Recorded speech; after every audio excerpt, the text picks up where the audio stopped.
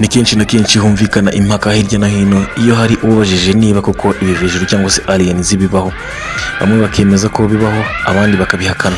Kuko ikoranabuhanga na siyansi by'ibihugu bikiri mu nzira y'amajyambere bikiri hasi, usanga bo muri ibyo bihugu basa n'abahejwe kuri iyi ngingo, cyane ko nta bimenyetso byo gushyigikira ibitekerezo byabo baba bafite. Aliens cyangwa se ibivejuru bivugwa nk'ibinyabuzima byo mu isanzure bifite imiterere itandukanye cyane n'iy'abantu, ariko bitekerezwa ko bishobora kuba bifite ubushobozi burenze ubw'abantu. Ntabwo byaba bitangaje cyangwa se bitunguranye hagize umuntu mukuru yewe wanize kaminuza utazi ngo ikivejuru ni igiki.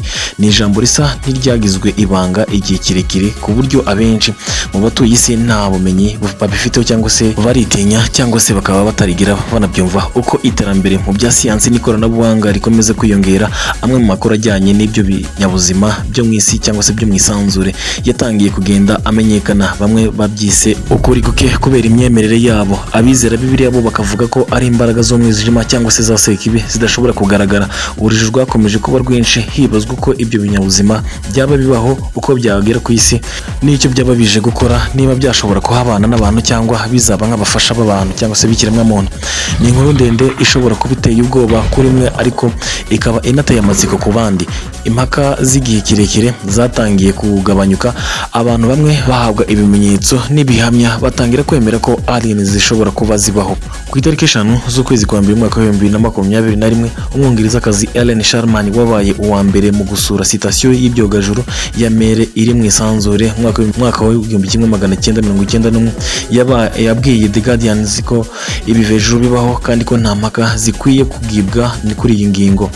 Uyu mushakashatsi yagize ati ibivejuru bibaho, nta gushidikanya gukwiye kubaho kuri ibyo. Hari amamiliyari y'inyenyeri ziri mu isanzure, hashobora kuba harimo amoko y'ibinyabuzima yose anyuranye.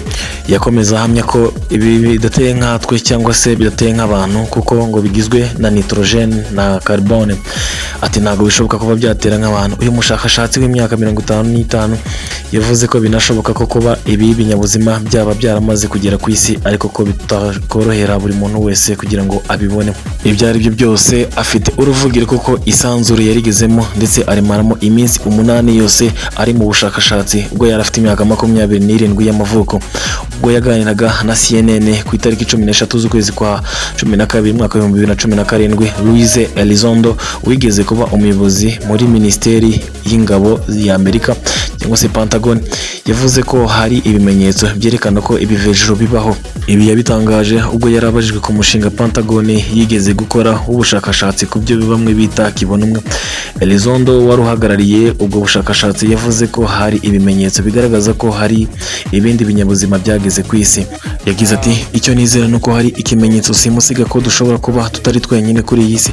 Uyu mugabo weguye ku nshingano ze mu kwezi kwa 10 mwaka wa 2017 yanahamirije New York Times ko mu byamuteye kwegura harimo amabanga yo ku rwego rwo hejuru n'ubwumvikane buke byari muri uwo mushinga. Si ibyo gusa kuko yageze aho yerura avuga ko ikintu nyamukuru cyatumye ahitamo kureka ako kazi ari ikimenyetso yari amaze kubona cyerekana ko ibivejuru bigiye kuzaza ku isi. Uyu mugabo mu kuvuga yabyitiriye indege, agira ati izi ndege ziri kugaragaza imiterere idasanzwe mu buvumbuzi bwa Amerika cyangwa ubw'ahandi hantu hose tuzi.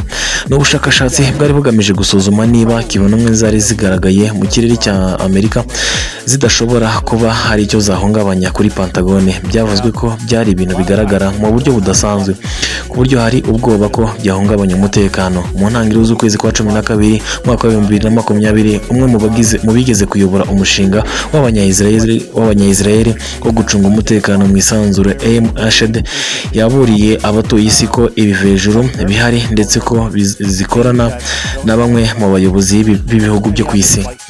Ashad w'imyaka 48 y'amavuko azi ibibera mu isanzure kuko yagiye akorana n'ibigo bitandukanye bikora ubushakashatsi mu isanzure bwifashisha ikoranabuhanga. Uyu mushakashatsi yabwiye igitangazamakuru cy'iwabo Yediot Aharonot ko ibivejuru bimaze igihe kinini bibana natwe, ndetse ko bifite n'ihuriro ryazo ryitwa Galactic Federation. Uretse guhamya ko ibi biriho, uwo mukambwe yahishuye ko Perezida wa Leta Zunze Ubumwe za Amerika Donald Trump yari agiye gushyira isi mu byaha ibyago akazana akarimurori akazizana mu bantu, ariko ngo agirwa inama yo kutabikora kuko abantu batari biteguye neza kugaragarizwa ukuri. Kimwe mu byatunguye benshi nuko Eshede yasobanuye ko ari amasezerano y'ubufatanye hagati ya Amerika n'ibivejuru. Yagize ati basinyanye natwe amasezerano yo kubakorera ubushakashatsi hariya, nabo ubwabo bari mu bushakashatsi bagerageza kumenya imiterere yose y'isanzure, rero barashaka ko tubafasha mu gushaka ubufasha.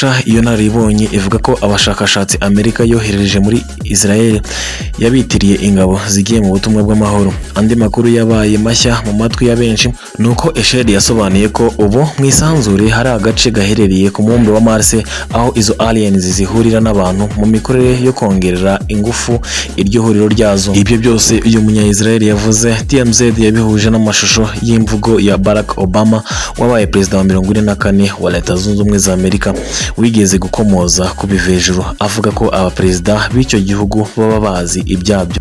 Gusa kandi kuba amabanga nk'ayo yarakomeje guhishwa na bake cyane bayamenye, birasa naho ari ukwirindira umutekano. Eshede nawe yavuze ko bizagenda bisobanuka kimwe ku kindi igihe nikigera, kuko iyo nawe ashyira hanze ayo mabanga mu myaka 5 ishize yari kwimwa amatwi agahindurwa umusazi. Uko imyaka igenda ishira indi igataha, niko kuri kugenda kujya hanze ku bijyanye n'ibivejuru. Gusa kugeza ubu abashakashatsi benshi ntibakibijyaho impaka, bibaza niba izi aliens zibaho cyangwa se zitabaho. Icyo cyamaze gusubizwa, icyo bashaka kumenya ni imikorere yazo, nuko zizabana n'abantu mu isi cyangwa se ahandi hantu abantu bateganya kwimukira mu buryo bweruye. Iyi nkuru twabakoreye ishingiye ku nkuru n'amashusho by'ibindi bitangazamakuru birimo ibyo mu Bwongereza, mu Rwanda, Amerika na Israel, n'ibiganiro ibyo itangazamakuru byagiranye n'abashakashatsi banyuranye bazi ibijyanye n'isanzure ndetse n'ibirimo. Gusa ibi ni ibintu nibaza nawe ukwiriye kwibaza niba ari iby'ukuri cyangwa se ari bya bindi n'ubundi abayobozi cyangwa abategetsi baba bagambiriye gukomeza kurindagiza rubanda nyamwinshi kugira ngo bakomeze kwigarurira ibyamirenge. Sinasoza nakubwiye ngo warakoze kunkurikirana, Uwiteka guhe umugisha mwinshi kandi uhore wishimye cyane. Nawe mushyashya ngusabye gukanda subscribe, harangiza ugafungura inzogera tugakomeza kujya tubana. Ndabakunda cyane. Iyi ni Rika TV Rwanda, nanjye nitwa Kazindu. Ciao ciao.